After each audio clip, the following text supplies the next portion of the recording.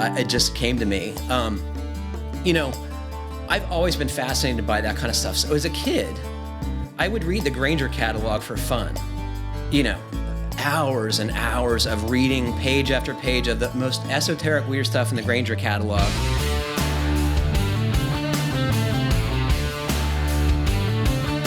Welcome to the Fine Homebuilding Podcast, our weekly discussion of building, remodeling, and design topics aimed at anybody who cares deeply about the craft and science of working on houses. This is Senior Editor Patrick McCombe. Today I'm joined by our producer Jeff Rose and Jonathan from Silver Spring, Maryland. Jonathan is a regular podcast listener. You may remember the timber retaining wall of horrors or his inquiry into the right way to install a window and brick opening. You may remember his query on recycling PT lumber. Jonathan was among the first to answer our call to interview someone associated with Fine Homebuilding for our 40th anniversary. Please email your questions to fhbpodcast@taunton.com. You can find previous podcasts and check out the show notes at finehomebuilding.com/podcast. Jonathan, thank you so much for being on the show. Thanks for having me. It's a pleasure. I must admit, I've been doing this enough now that it seldom makes me nervous ahead of recording, but I am terrified right now to not be the one asking questions, but I am grateful for your willingness to be on the show with me. Thank you. Oh, of course. It's an honor. What made you want to do this? You've helped me out over, the last couple of years with some projects that I've had. There's probably close to a dozen times that I've written into the show, and you guys are always great. You give great responses. And usually I'm able to actually do what you say or what you recommend. We won't ask how that's turned out. For the most part, it's really good. I'll say with the window, though, that window that was installed, I'm still frustrated at that one because, I watched the video that you recommended of how to flash it properly and how to install it properly. But basically, to do it right at this point, I'd have to rip the whole thing out. Yeah. So this one is going to have to go into my good enough bin. I'm going to put some flashing cement around the seam, and I'm going to call it good enough. Yeah. And if I have to repair it down the road, I will. And the frame was PVC, so I think that buys you a lot of time. Right. Yeah. Oh, man. So you want to take the reins here on the podcast? Sure. Yeah. So I'm really excited. I've got some questions here for you, and we'll just get started. So you are a self-described frugal man, and I think we're in the same ranks there. So how do you decide when it's time to replace a tool that's not broken? And have you ever repaired one of your own tools? So despite you say frugal, I might say cheap nature. I have always, from the time I was a very young teenager, when I started buying my own tools, and that's not an exaggeration, I started buying my own tools in my teens. I've always valued good stuff, and I would wait until I could afford what I thought was the right thing for me. And with a few exceptions, that has worked out really well for me. So the short answer is I haven't had to replace too many things because, admittedly, I'm not working in the field every day. I'm in the magazine business. I'm in the multimedia business. I'm not destroying stuff or losing stuff like people who are in the trades do on a daily basis. So I have had tools rebuilt that were electric. I quit doing that when stuff became mostly cordless because honestly, the technology had evolved that it just didn't make sense to repair things. But for example, I have a right angle drill that I've had for 20 some years now. And at one point I had to take that in to a tool repair clinic in Pittsburgh. And, they fix it up and they give you a year warranty on the rebuild. So I think sometimes it makes sense, but largely, tools get so much better in recent years, have gotten so much better in recent years that to me, it just makes sense to replace things or switch to cordless if you've got a cord, because the time savings and the performance of the cordless tools, despite their higher price tag in some cases, in my mind, makes them worthwhile. Yeah, I share those thoughts. I think one thing that really makes poor economic sense is to buy cheap hand tools. Like, they never work as well as the good stuff, and they break, which is not only frustrating when you're trying to get something done, but potentially dangerous, right? Like if you have striking or prying tools that fail, consequences can be pretty high. At a Yes. minimum, you don't get finished what you're working on. Worse is you get, a piece of steel in your hand or your eye. Right. Right. Yeah. No, I've learned that lesson the hard way. Uh, you buy something cheap up front, you think you're saving money, but in the long run, it really costs you money. If not even just the fact that you have to buy new tools as they break, just the frustration trying to work with a tool that doesn't work properly is very frustrating, and you don't end up with a good result. Yeah, and the working on houses or cars or whatever is hard enough. Like, why put yourself at disadvantage with crappy tools? It makes little sense to me. And I struggle when I see folks on job sites who buy cheap stuff, and I want to tell them it requires some discretion sometimes, but you're like, that's not the thing you should be using. Get rid of that and get this other thing. Yeah, yeah. I recently upgraded my drill and driver to a DeWalt, which has been, I'm kicking myself for not having done it sooner. So I don't want to say what I had before, but the DeWalt is great. Okay. So my wife is going to love this question. How many unfinished projects do you have at any given time? And how do you decide what to finish first? So in the Pro Talk podcast, I usually save this question to the end, but I can't blame you for wanting to get right into it at the beginning of the session here. Usually no more than a couple. I'll be honest, I am a pretty task-oriented individual. I like to work on one thing till it's finished. I like to be singularly focused on something before I take on something else. And it's always been that way for me in my schoolwork, in my editorial work, and my home projects. So that's not to say that there aren't a ton of things that I should be working on here on the house, but ordinarily it's one or two things. Currently, it's I'm still working on my kitchen. It's not a remodel. Let's call it a light refresh. But I haven't put the drawer fronts on my cabinet I built. I haven't fixed it to the floor. But other than that, it's done and entirely usable, so I don't sweat it too much. I'm waiting for a nice day to be able to plane hardwood outside so I don't make a mess in my shop doing that. Right. One so thing it's that's in been phases.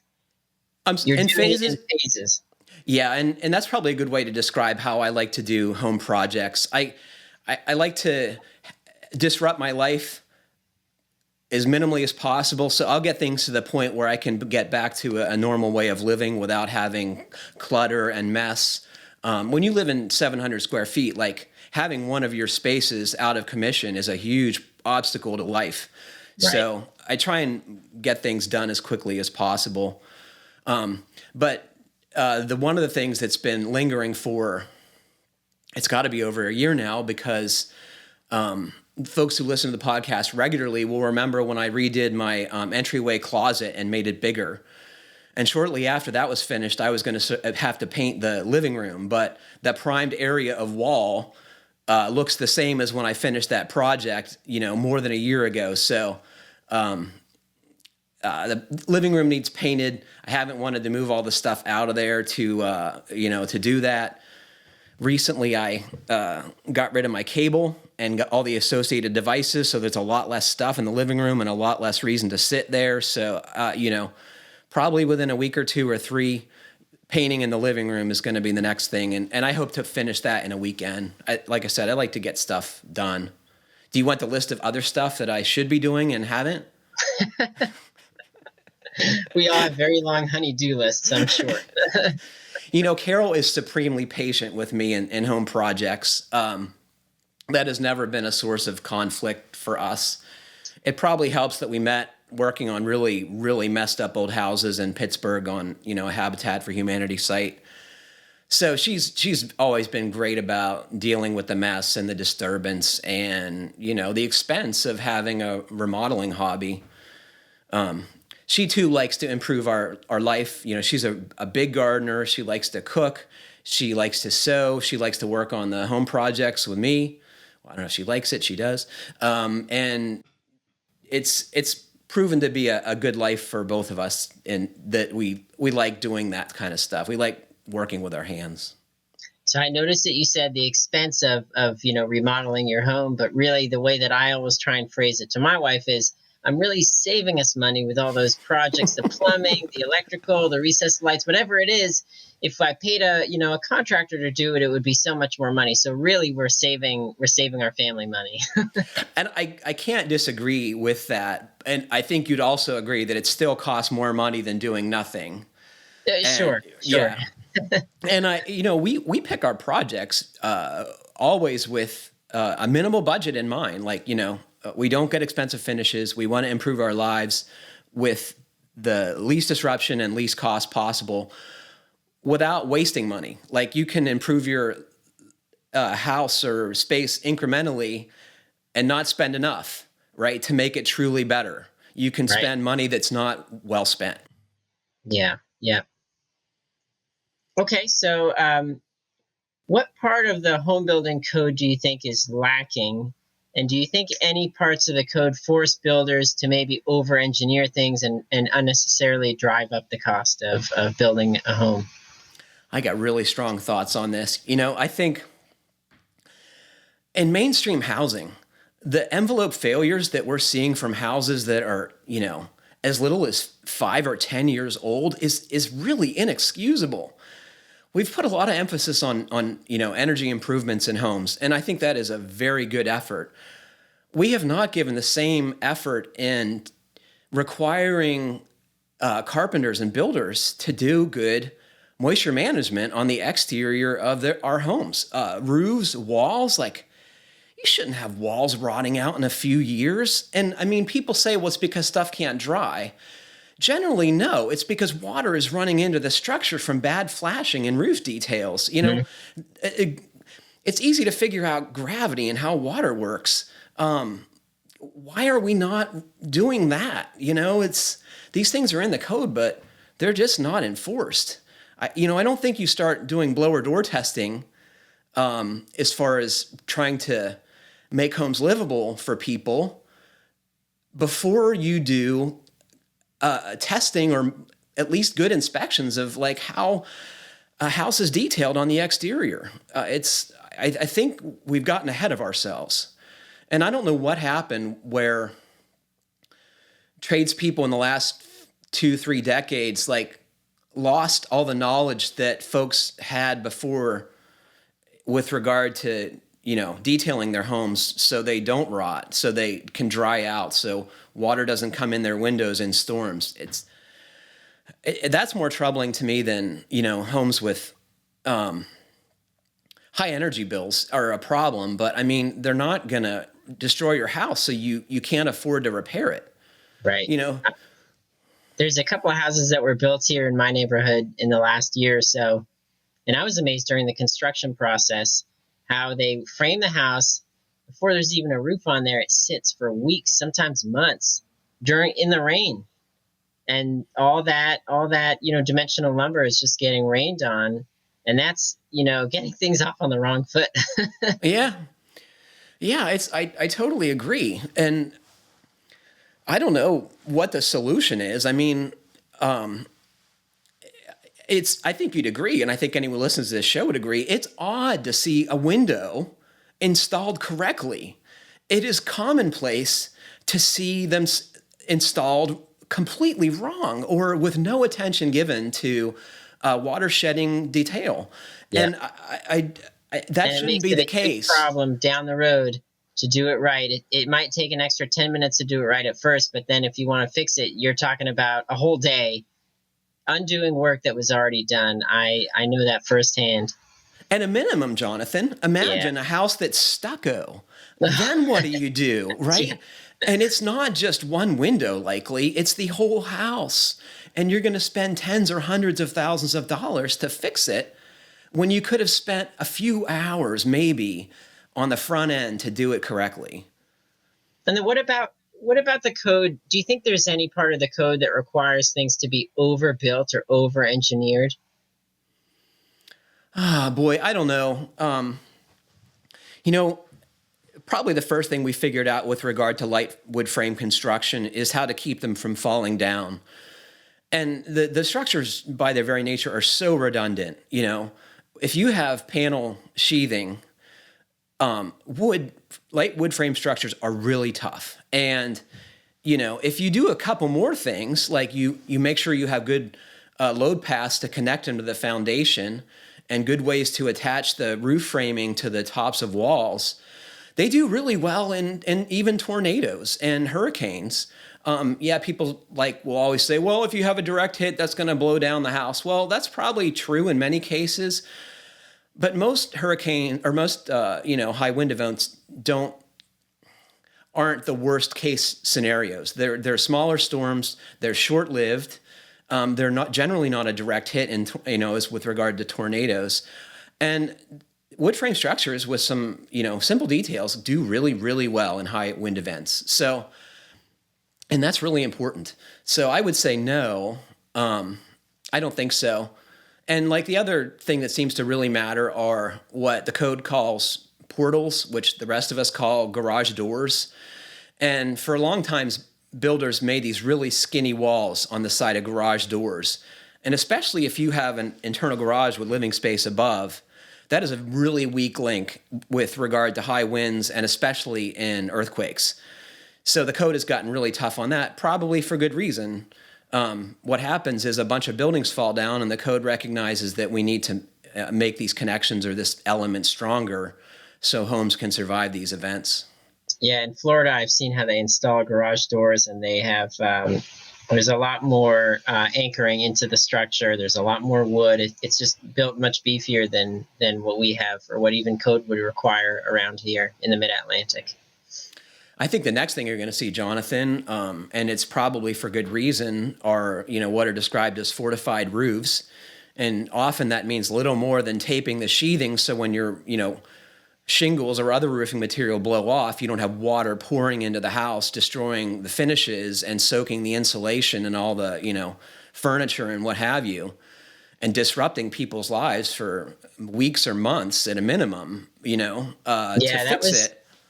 That was on the podcast recently. I remember listening to that. I mean, now the way roofs are built, you essentially have two impermeable, membranes. You've got the shingles or whatever is on top of the roof, and then you've got the underlayment, which can pretty much serve on its own for quite a while.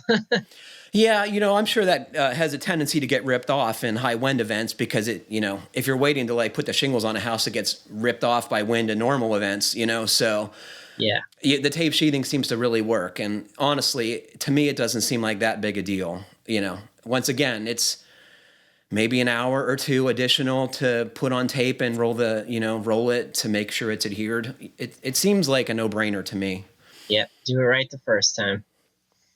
Okay. What workplace accidents or close calls have you seen that still impact how you take your safety precautions? All of them. Do you want to share one or two? So I'll start with myself. I've been in the ER a couple times from injuries related to things that have happened on the job site. And it's both cases cutting my own hand with a utility knife. And I've seen people cut their own hands with utility knives a number of times. It's a supremely useful tool. You use it for stuff it's not really made to do. And oftentimes you wait too long to change the blade or you have your other hand in the way. And I pay way more attention to where my hands are when I'm using a utility knife for cutting stuff than when I used to. The other thing I quit doing is stripping Romex, the outer jacket, with a utility knife because that was one of the days how I ended up in the ER. It was a cold day. My knife was dull. I was trying to cut that insulation and then I slipped right into my pinky on my other hand. And it's just a hassle, is my life ruined from that experience? No, but I lost a half day's work. I had to go to the ER and sit with a bunch of sick people. I had to drive myself there with a stick shift while I was holding my hand up in the air. And I mean, that's a dumb little thing, but a lot of people cut themselves worse than that. Yeah. I've been really lucky. I've had to get stitches from a nail that was sticking out of a piece of plywood that should have had the nails pounded over or what have you. When I was a little boy, I was probably 10 or younger. I was working on a tree house out in the woods, and my brother stepped on a board that I had left with nails in it sticking up, and he had to get a tetanus shot and go to the ER. And That was one of the times my dad used a bad word at me. And let's see, I was working at Habitat in Pittsburgh's Hill District one day, and I'll never forget this. It was on Webster Avenue. It was a relatively new project, and there was dozens of volunteers there. And my boss, the director of construction, happened to stick his head out of one of the upper story windows of this decrepit house we were rehabbing. And it had a really low slope roof, which is really a bad idea in Pittsburgh, or any place that gets a lot of snow. And so we were putting a truss roof on top of this structure. And there were a bunch of volunteers up on pipe staging, or maybe it was pump jacks, and they were sheathing this gable end. And when my coworker stuck his head out, they just happened to drop that piece of sheathing, and it hit him on his head and knocked him out cold. It probably fell 8 or 10 feet onto him. And he had to get stitches in his head, and he's lucky he wasn't more seriously injured. But no hard hat, I'm guessing. No hard hat. And, when people are working above you, I saw a ton of accidents on Habitat job sites, and my volunteers would often leave stuff on the top of step ladders, hammer, a drywall taping knife, what have you. And then inevitably someone goes to move it and gets this thing falling on them, So that's I did that once. That kind of shook me. I had a drill with a drill bit on it, and I moved the ladder, and it stuck in the ground right in front of me, and I forgot it was up there, of course. Yeah. I've seen a number of people take pretty hard falls on icy ground. Like the water management is difficult on a home under construction, right? It's always a muddy mess. And I've seen like people slip on frozen mud puddles and on frozen ground. And, sometimes it really hurts. Or when they show me their bruises later on their side or what have you. I've never really had any like life-threatening injuries on any of the projects I've been around. And I consider that's purely luck, not, anything that I was preparing, risk of preparing, Right. Yeah. My dad is he's an engineer, and one of the few places probably left in the U.S. where they design and build things in the same place. And one of the machinists one time, I remember this happened maybe 25 years ago, maybe even more. I was a kid, and he told me about it. One of the machinists was cutting with a saw, and somehow the blade broke when it was, when he was using it, and it sent a shard of the blade flying up past his head, and it wedged into the ceiling. And they left it there, that wedge in the ceiling, as a reminder to everybody for workplace safety. It's no joke. If it was off by a little bit, it could have just gone right through his head. So, circular saw blades and their machinery are really, really freaking dangerous. And, some folks have chastised me for, recommending saw stop products because of their expense, and because of some folks have a bad taste in their mouth from the founder of the company who no longer owns it, but they felt like he was trying to get the Consumer Product Safety Commission to require, blade arresting devices on saws for his own economic gain. And maybe that's true, but, I know so many carpenters. I've met so many carpenters who are missing fingers from table saws, and that is a really devastating injury. At a minimum, you're off work for months, probably. And if it's your employee, you got a really big problem with, your workman's comp insurance claims and that kind of stuff. It's very serious. And the pain and suffering associated with that is no small thing. When I was a teenager, probably 16 or 17, my uncle had me working on a project with him, and he went to go do some other stuff. And he left me ripping some 2x material so we could fur down the rafters in this slope ceiling to put more insulation in this like screen porch conversion that was becoming a 3-season room. And, anyone who's tried to rip dimensional lumber knows that it does weird stuff because of the knots, and it's not old growth, and there's a lot of stresses in the trees because they grow on slopes and all these things. So it's often very challenging to push stock through a table saw. And I was bulling and jamming, as my wife's grandfather would say, pushing this stuff through and it's not going, and all of a sudden, that board let loose and my thumb went into the saw blade, and it only took about 1/8 of an inch out of my fingernail. That was my wake-up call for the dangers of a circular saw. I think a lot of folks have it way worse. Yeah. A couple of houses down a couple of years ago, somebody was building a deck and with a circular saw cut off 2 of his fingers, and he was flown up to a hospital in Baltimore where they thankfully reattached it, and he did not lose his fingers permanently, but 2 of them were completely gone. So yeah. The stakes are high, like I'm really, I lose patience with folks who say, well, if you know how to use a table saw, you shouldn't get hurt, or a circular saw. And that may be true, but everyone has a bad day. Sometimes the ground is slippery, or sometimes your coworker distracts you, or someone comes up behind you who doesn't know what they're doing and scares you and startles you, right? Like any of those things could happen to any one of us. And I think it's easy to judge, but boy, I've known a lot of people who have changed their tune when they've cut their fingers. Yeah. I've had my own fair share of close calls on a ladder, usually involving bees or bees' nests. Boy, I've had that happen too. That's really scary. You can't get down that sucker fast enough, right? You just got to stay still. Yeah, otherwise you'll shake yourself loose. Okay, so the magazine is 40 years old. You've been there for quite some time, not that long. 10 years. What's your first memory of Fine Homebuilding magazine?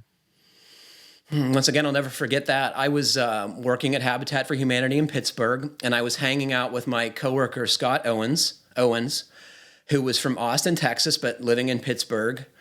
And he was talking about something he had seen in Fine Homebuilding. And I was like, what's Fine Homebuilding? And he's like, what's this magazine? He's like, show a lot of high-end construction and how to do, nice finished carpentry details. And they teach you a little bit about other sub-trades. And I was like, really? That sounds interesting. He's like, well, I'll bring you a few copies. And next day or two he did. And I remember being completely immersed in those for weeks. I read them cover to cover. And maybe as interesting as the articles were the fantastic advertisements for all the myriad of tools I had not yet been introduced and had to have. And it was amazing. And you guys who have had any period of time with the brand will remember the power tool companies used to list individual model numbers with prices.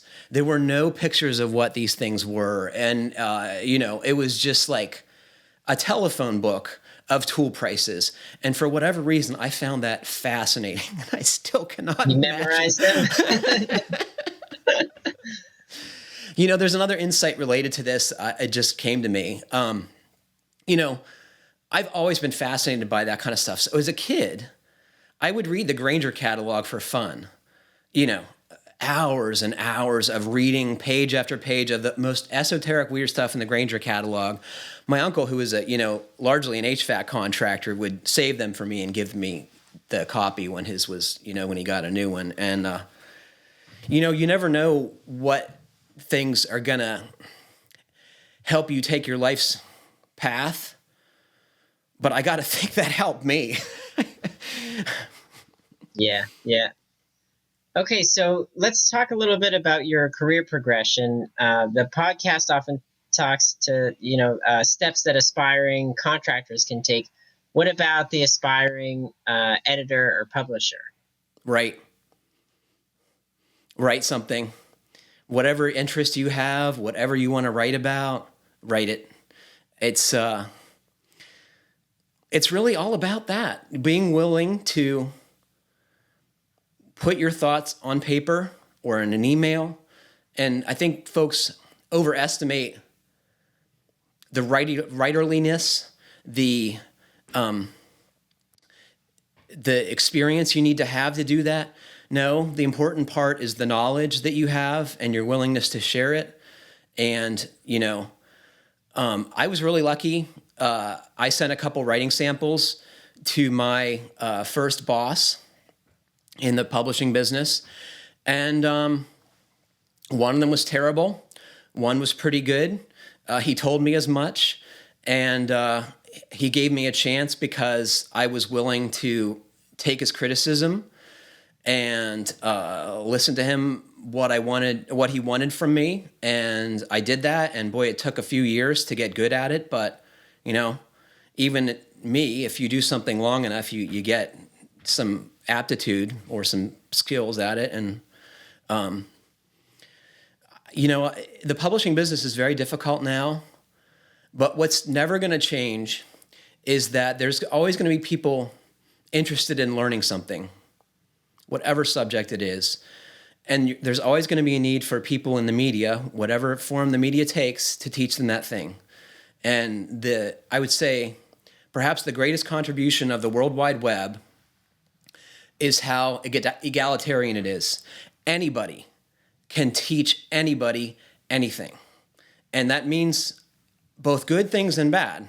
Right. It means you can teach people the wrong way to do something or mistruths, or you can teach them the right way to do thing and be truthful. So the publishing business has been deeply affected by media influencers, YouTube, paid content, written by who knows who for who knows what reason. And, it used to be if something was in print, and this, I'm a student of media.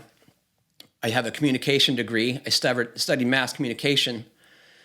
In the early stage of any mass media, there's always untruths. Yellow journalism, jumps to mind. And in the Middle Ages, when, printing just got started, people would print anything, whether it was true or not. And the same is true with the World Wide Web now.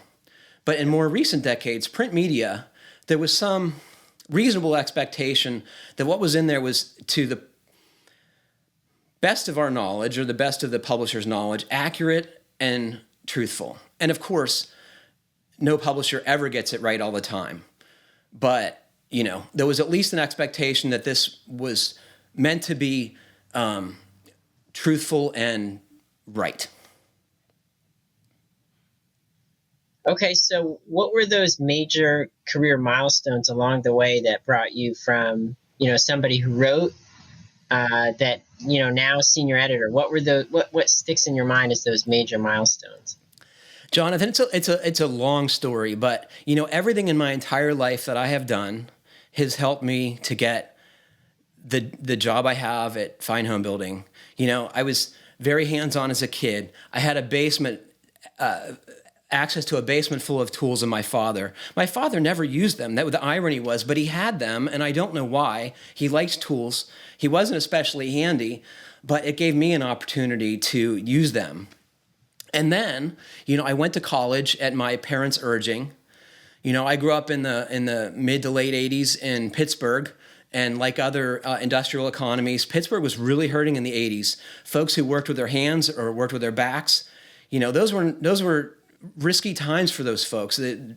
There wasn't a lot of work, and my parents said, you got to go to college because, I wanted to be an electrician. They're like, well, there's not going to be an electrician's job potentially in this area or anywhere. I don't think that was true, but I took their advice and I went to college. I took a communication program because, once again, it offered a lot of hands-on education. I wanted to learn how to do radio production, which once again, I could have never imagined how much those skills would translate to what I do now. I did video production once again. I didn't think I would do videos, but I just wanted to do things, not write things or do equations. Like, that was never what I was into. But then when I got out of college, I decided I didn't want to sit in an office. I don't want to sit in a radio station with no windows. I want to work outside. I want to be a carpenter. And so I started my own business, not knowing enough, like a lot of contractors do. I did handyman services, and I advertised in a number of local papers. And people would laugh today if they saw my ad of all the things I professed to know how to do. It was a joke. But I started making money. I started paying my student loans off ahead of time. I felt like I was doing okay. And one day my dad said to me, he said, what are you doing? And I said, what do you mean? I was like, I started a business. He's like, yeah, you kind of did. He's like, but how do you have healthcare insurance? Well, no. He's like, you're living in your room in our house. He's like, do you want to do that forever? I was like, well, probably not. And he's like, well, I heard about this organization that's doing good work in Pittsburgh. It's called Habitat for Humanity. And I was like, oh yeah, I heard of them. And when I was in college, he's like, I think you should go up there and check it out. And I was like, really? He's like, yeah. I was like, Dad, that's really far away. That's like an hour from our house. He's like, I think you should do it. I was like, all right. So I called up the affiliate and I told them my situation. And they said, come out to the job site. And I did. And I volunteered for a few months. And then they hired me first as a part-time basis and then full-time. And I wasn't especially knowledgeable when I started, but I have always valued learning on the job. And I've always worked hard. And I tried to be the best construction supervisor I could be. And that meant being an entertainer to volunteers who sometimes had really rotten jobs to do in really rotten weather. But the work they were doing was very important, and I tried really hard to make them feel good about it. And that's how I met Carol. And Carol wanted to move back to Vermont, where she was from. She was working as an AmeriCorps volunteer at a Vista volunteer at Pittsburgh Habitat for Humanity, and she wasn't making any money either. And she wanted to be closer to her family. And we had just started dating when I learned this. And she went home for a visit. And we were sitting around the lunch table with my Habitat for Humanity coworkers. And they said, oh, you should go with Carol to hang out with her between the holidays. And I was mortified because we were newly dating and I was not ready to spend days with my new girlfriend and her family in their house that I didn't know. And they were like, oh yeah, you should do that. And I'm just like, shut up, people. I don't want to do that. But I went, and I'll never forget it.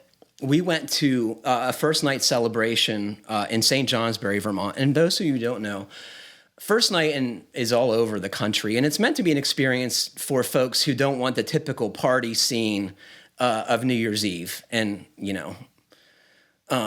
they have live performances and comedians and musicians. And also in St. Johnsbury, they have a parade. And it was like 10 or 20 below zero that night in St. Johnsbury, Vermont. And these folks playing brass instruments and walking on stilts came down the street performing. And I was like, where the heck am I? I have to live here. And it wasn't a few months later that we moved to Vermont, but I didn't get to move to St. Johnsbury. We moved to South Burlington so I could take a job at a lumber yard in Shelburne, Vermont. And once again, I had no experience selling building materials, but I answered a print ad in the Burlington Free Press that I had subscribed to trying to get a job. So I did the cheap subscription, which came in the mail. So days after the newspaper was printed, it would show up in my mailbox and I would read the classified ads trying to find some kind of job that I thought I might be qualified to do in a place I had never even been. So I answered this call for a counter sales position at Rice Lumber Company in Shelburne. I took that job and I did that for a few years. Once again, I learned on the job to sell doors and windows and millwork and building materials, and I thought I had made a terrible mistake at first, but I stuck it out, and my bosses were very patient with me, and I learned to do that. And while I was doing that, I met Don Jackson, who was the editor of JLC Magazine, and we got to know each other as while he was building his new home himself, primarily. And he's like, there's a lot of turnover in the editorial staff at JLC. He's like, you should come and talk to us. He's like, maybe you don't want to do it now, but he's like, come check it out, see what you think. I was like, oh, Don, I don't know, man. I was like, I don't want to sit in an office. I was like, I've avoided that my whole life. It's just not where I'm at. He's like, I think you should think about it. And I was like, okay. And that kind of stuck in the back of my head. And then we bought a house in Stowe, Vermont, which anyone who's been to Vermont knows that Shelburne and Stowe are nowhere close to each other. It was like an hour and 30 minutes. And I did that for about a year, doing that commute. Oof. And one day, a guy came into the lumber yard, no one I'd ever met. And he comes up to me, he's like, hey, I hear you live in Stowe, Vermont. He's like, I know this guy who just bought the Stowe hardware store, and he's looking for some new staff. I think he'd be great. And I was like, well, that sounds kind of interesting. I was like, I can't imagine that I can, support myself though on doing retail sales at a hardware store. And he's like, well, I don't know. I think you might be surprised. So I went and interviewed, and it was literally like a half mile from my house. I could walk there on the rec path in Stowe. And I took this job, and almost immediately my boss and I started butting heads. We just didn't get along, and we had different expectations of what a hardware store should be. And in those situations, it's best to part company. So he parted my company, and I called my old friend Don Jackson about an editorial position at JLC because I was very, very scared. And he said, "Yeah, come on in." And then I think it was 2 or 3 weeks later, I was working at JLC. And I was very happy there. I learned a lot about editorial work. But then in 2008, the economy tanked with the dot-com bust, right? And I lost my job. I was laid off like a bunch of other people, including half the editors at Hanley Wood, which is the parent company of JLC at the time, or still is. And almost immediately, Justin Fink called me up and he said, Patrick, I hear you've been laid off from JLC. He's like, I'd like to get you working on some content for Fine Homebuilding. He's like, I know you've done a lot of tool testing and tool writing. Here's some things to work on. And almost immediately I started doing freelance gigs for Taunton. And I interviewed originally for a job, a web position at Fine Woodworking. And, even they were just like, you have no web experience, like you've done some writing, but that's not what we need. But there just might be a print position coming open in a little bit. And I said, well, that's cool, keep me posted. And then I got a call from Asa Christiana, who is the Fine Woodworking editor. And I started working there. And I'll be honest, Jonathan, I never really liked furniture making or cabinet making. It just didn't suit my personality. I wanted to frame walls. I wanted to frame roofs. I wanted to see a lot done at the end of the day. Big things where the precision is measured in 1/8 of an inch, or this is good. You know what I mean? Like fitting dovetails is just really not where I'm at. So I did that for a year and I was really not into it. And Brian Pontalillo had an opening at Fine Homebuilding, and I said to him, Brian, I would give anything to come work at Fine Homebuilding. And Asa let me go, work for Fine Homebuilding. Brian brought me on, and boy, that's a really long way to tell you that's how I got here. The rest is history. So, as a senior editor, I'm sure it's not all glamorous. What are some things that you have to do, or some things you might have to deal with?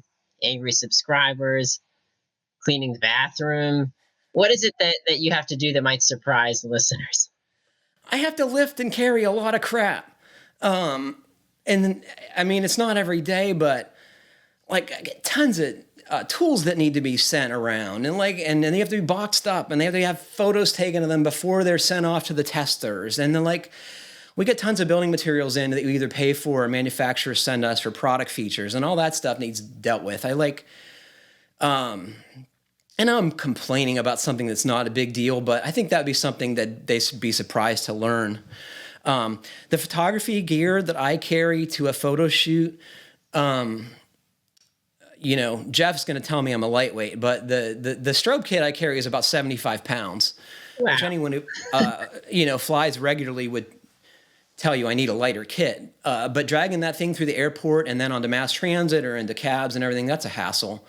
And then you can't leave it in the car because it might get stolen, right? If somebody sees this enormous Pelican case, they're going to assume something really amazing is in there, even though it's a 20-year-old beat-up light kit that,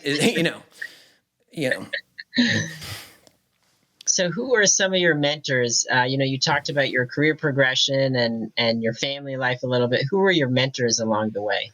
Can I just say one more thing about things people don't know about the folks at Fine Homebuilding or other Taunton products? Sure. We read everything you guys say about us, whether you write to the email boxes associated with the respective editorial teams, or if you put stuff on social media or in YouTube. We see all of that stuff and we pay a lot of attention to it. And you have a lot of say in what we do. And I think that's made the products serve you better and do a good job. And I take to heart a lot of what I hear, not everything on social media, especially because some of you guys are really mean. Okay, so over your career, what do you think, what stands out in your mind as one of your proudest achievements? I'm guessing building and rebuilding houses for the needy is probably something that makes you feel good. Is that one of your proudest achievements, or is there something else? Well, can we talk about my influences first? Because that was Oh, a question yes. yeah. So, obviously, my dad and my uncle, I've talked about on the show a number of times. My uncle was not the most patient, is not the most patient person, but boy, he let me try stuff. And he gave me work to, the first couple years of your trade career, you know nothing. You really are just a complete liability for your employer. You're going to hurt yourself. You're going to break something. You're going to damage material. You're going to cut through a Romex cable with a Sawzall. You're going to do stuff like this. And someone who's willing to let you do those things, to mess stuff up, to get your feet wet is hugely valuable. So I would put my uncle at the very top of my list. I had some really good shop teachers. They saw I had some interest and aptitude for this stuff, so they let me do things that other kids wouldn't be allowed to do. Like I was able to work on my projects in the morning, largely unsupervised. I could build bigger and more complicated things. I did machining work and casting, which, like, if you said to me today that my son is going to be casting molten aluminum in a classroom, I would say you're nuts. There is no way. But I would love to do that. it That was sounds like super a lot of cool, fun. Jonathan. It was super cool. Wow. I had great teachers who don't immediately impact the knowledge about what I do, but they taught me that doing a good job is super important.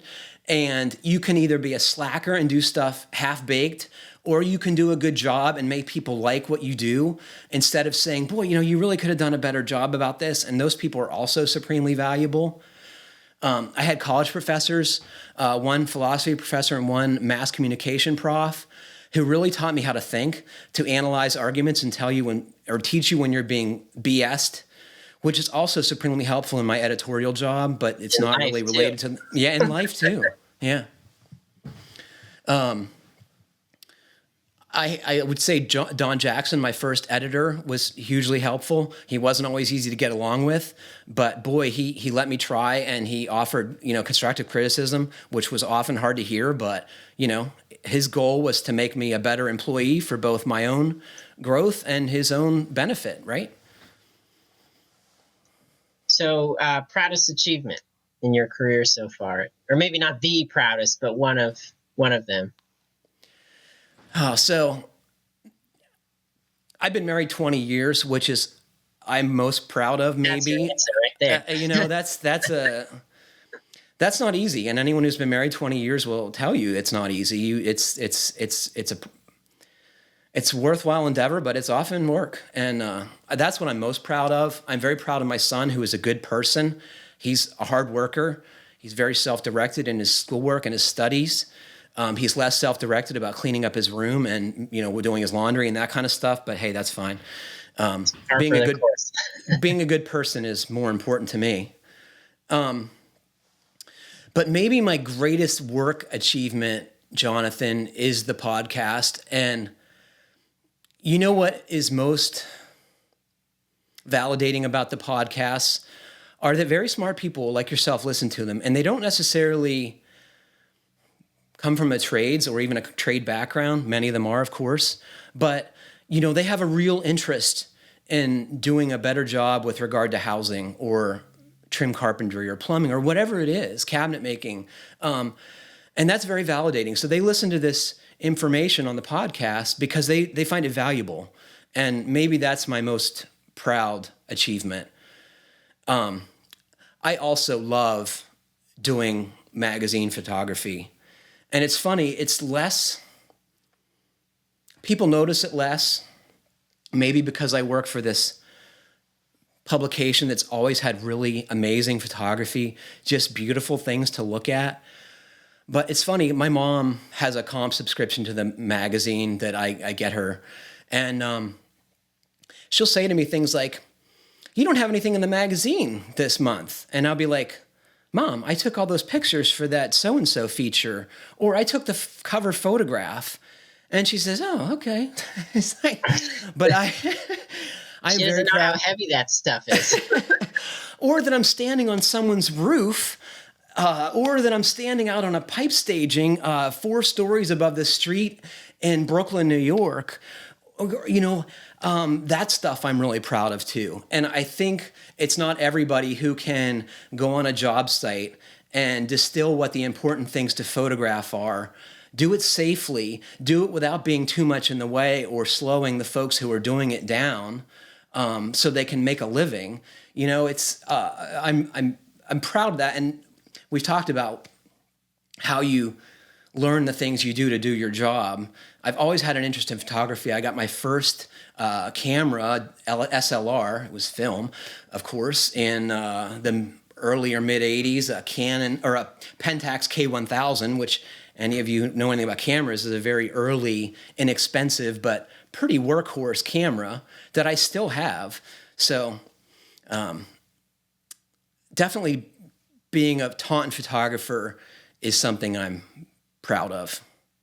So speaking of photo shoots, I'm sure you've done hundreds, if not more, photo shoots over the years.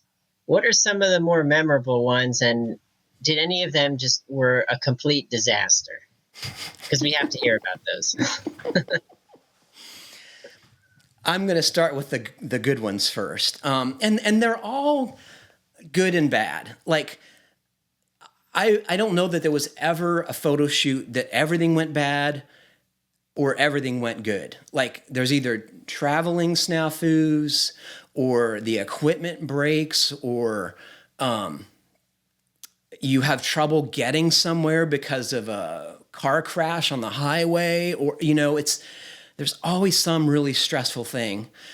Just being on the road, anyone who's done a lot of business travel will attest that there's a lot of stuff outside your control. And if you're not the kind of person that can roll with the punches, you're going to be very unhappy. You're going to be very stressed. You just need to suck it up and figure the next workaround. So all that. Some of my very favorites are probably things you wouldn't imagine.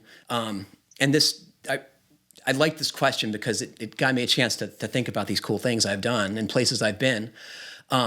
Maybe my favorite place to go, and I could have never imagined that, was Sudbury, Ontario, Canada. And folks listening to the podcast will have heard me talk about visiting Nick Atchison and Brian Kitchen for 3 drywall features. And the reason that place was so cool is because it looks like a lunar landscape. In fact, they've done that kind of training in this environment, which is the result from an impact crater or a meteor crater or meteor hitting and creating this crater that created this huge nickel deposit that they're still mining in this area. And like the photo shoots were great. I got 3 of them because these guys work like maniacs. I was running to keep up with them. And it's very satisfying to come home with a bunch of stuff. I'd never been able to do 3 of them since. And it was like 3 or 4 days that we did this. And it was just a cool place, someplace I've never could have imagined going. Like, you know, you don't know the cool places you've never heard about or been to, but oftentimes they're amazing. Let's see. I went to visit Jim Peterson in Santa Barbara to do a story on pocket doors. And if you've never been to Santa Barbara, go to Santa Barbara because it's just like the most beautiful place and the weather's fantastic all the time. And that's kind of fun.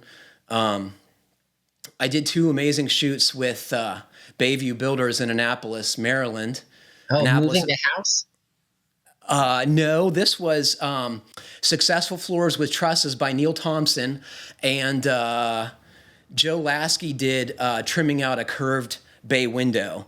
And that was really a great photo shoot because it was just, they're 2 really good Fine Homebuilding articles.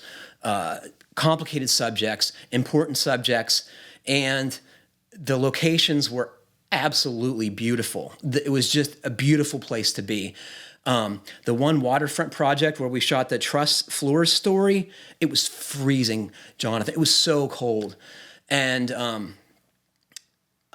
it was probably 15 or 20 degrees. And someone who's lived in Vermont for 10 years would tell you that's not that cold. But when there's wind blowing off of the Chesapeake Bay and it's 20 degrees or 15 degrees, it's freaking cold and miserable. So it's not always easy. I mean, I know that weather. There's that like, that was a great shoot. I love this story, but boy, that really made me tired at the end of the day. Anyone who's worked outside in the cold weather will tell you it's exhausting, you know? Yes. I like to travel. I always have. I feel supremely lucky to get to go all over the place. And it doesn't have to be someplace exotic like Santa Barbara or Sudbury, Ontario. I love going back to Western Pennsylvania to see Andy Grace, who's I think he and I have worked on more articles together than I have with any other author. And what's so great about Andy and his crew is they're so salty to earth. It once again is a very beautiful place, and having grown up in that area, I feel very comfortable there, both with the people and the work ethic, and some of the projects we cover in the magazine are very expensive places to live and very expensive projects. But in that part of the country, it's a mix, and I like that. I like being with different people, seeing different kinds of housing, even if it's like super modest, rundown stuff in Appalachia. I think there's a lot of value in seeing different places. Well, thank you, Patrick. It's really great to hear more about you. I think, I've pretty much listened to every podcast. I've been reading the magazine for a few years now. And I hope listeners will appreciate as much as I did getting to know you a little bit better, the man behind the magazine, the man behind the podcast. So I wanted to thank you for your time today, and thank you for letting me guest host today. It's been a real pleasure. It's been my pleasure, Jonathan, and I'm grateful for your help with this. I think it's a fun exercise, and I took the first crack at it so y'all would know what we were trying to do here. And I'm going to ask your help in getting other folks associated with Fine Homebuilding on the podcast. And if you want to interview them, that would be great. If you feel uncomfortable doing that, if you could let us know anyway who you want to hear on the podcast, I'd appreciate that. I think it's a fun exercise. I'm pretty sure I'm going to ask Mike Girton to do the next one. I'm spilling the beans here, but Mike, if you're listening, know that that's coming. And someone who I so respect and I feel so lucky to work with is part of the beauty of the Fine Homebuilding brand. Is these folks are so approachable, they're so nice, and they're so willing to share what they know. It is one of the amazing things about Fine Homebuilding. Anything else you want to know or say before we wrap up, Jonathan? That's all my questions. If there's anything you want to add, I guess now's the time. So what's your weekend project on your place? Let's see here. I built a coffee table recently. I'm excited about that. That came out pretty nicely. I would show it to you now, except it is covered in toys and kids stuff. So we're just gonna. It's right here behind the camera. Do you like that work? I actually do. I really enjoy woodworking. It's something that I only got into in the last couple of years. I started out with a dining room table, which came out nicely. Of course, any project you do, there's a dozen things that you would do differently the next time. It's always a learning process, no matter how long you've been doing something, which is part of the excitement. It's part of the enjoyable aspect of working at it. You always look forward to that next project where you can incorporate what you've learned and come up with a really great finished result. And there's something so satisfying about that, building something with your hands. And I think that applies to building, remodeling houses as much as it does to woodworking or working with metal or, any of that type of stuff. I'll tell you, I have not finished flashing that window that we were talking about at the top of the podcast. I've been waiting for the weather to be above 50 degrees for a few days because I don't want to apply it in freezing weather. Right. I've got small seedlings that I got. So here's the thing, OSI quad, which is a good sealant, can be applied into really low temperatures. I want to say it's 0 or 10 degrees, maybe 20, but so keep that in mind if you find yourself itching to do that job. Yeah, I may have to return what I got then and use the OSI quad. It's horrible to work with. I will say that it sticks to everything. It's hard to get off your hands, but boy, it sticks to everything, and that's good. And gloves. That's good tips. I've got a few open projects, as I insinuated earlier. So I just have to kind of knock through them. I've been waiting to paint. We're getting a new front door hopefully soon, and I've been waiting to paint this front foyer area. But I want to wait till they install the front door before I do that. So that's my excuse for not getting that project done sooner. But I've got a long to-do list. One other thing. You asked me in a list of questions you sent me, what advice would I give my 20-something-year-old self? And I had a real easy answer for that. It's way more important to do a good job than a fast job. Take your time, do things the right way. There's no merit in building something crappy, whether it's a piece of furniture or a house or whatever, or a piece of writing or a painting, whatever it is, do a good job. Good tips. Thank you, Patrick. I really appreciate talking to you. Thanks, Jeff. And over to you. It's been fun, Jonathan. Thank you. Well, unfortunately, that's all the time we have for today. Thanks to Jonathan and Jeff for joining me, and thanks to all of you for listening. Please remember to send us your questions to fhbpodcast@taunton.com, and please like, comment, or review us however you're listening. It helps other folks find our podcast. Stay safe, everybody. Thank you very much for listening. Happy building, and keep craft alive.